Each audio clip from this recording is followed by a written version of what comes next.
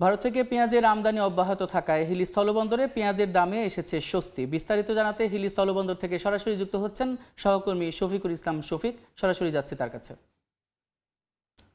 শফিক, হিলিস্থল বন্দর দিয়ে যে পেঁয়াজের গতি আমদানি সেটা স্বাভাবিক রয়েছে। প্রতিদিনে বন্দর দিয়ে 20 ট্রাক পর্যন্ত পেঁয়াজ আমদানি হচ্ছে, আর এই পেঁয়াজগুলো হিলিস্থল বন্দর থেকে বিক্রি হয়ে থাকে। তবে এখানে সব থেকে ব্যাপার হচ্ছে যে বর্তমানে দেশি পেঁয়াজের ভরা মৌসুম, মুড়ি কাটা পেঁয়াজ ইতিমধ্যে বাজারে আসতে শুরু করেছে।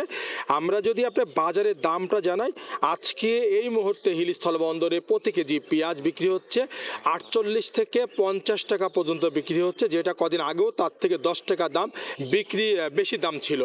তবে পেঁয়াজের আমদানি যে পরিমাণ আমদানি হচ্ছে, এটা চাহিদা মোতাবেক আমদানি তারা করছে। পাশাপাশি বাজারে যে মরিকাটা দেশি কৃষকদের যে পেঁয়াজ, সেই উৎপাদিত পেঁয়াজও কিন্তু পর্যাপ্ত সরবরাহ কিন্তু বৃদ্ধি পাচ্ছে প্রতিদিন। এখানে মরিকাটা পেঁয়াজ বিক্রি হচ্ছে, আজকে বাজারটা চলছে সেটাও চলছে 48 থেকে 50 টাকা, সেটাও 50 টাকার মধ্যে বিক্রি হচ্ছে।